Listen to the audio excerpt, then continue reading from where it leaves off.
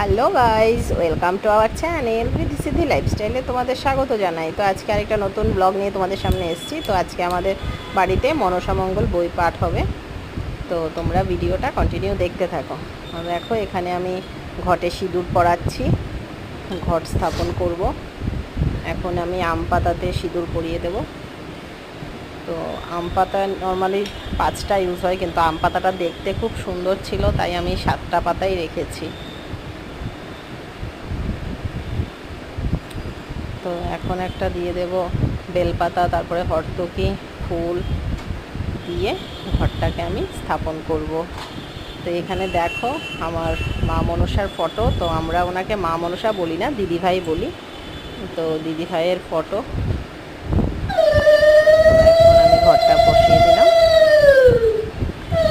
এখন দিদিভাইকে মালা পরাবো।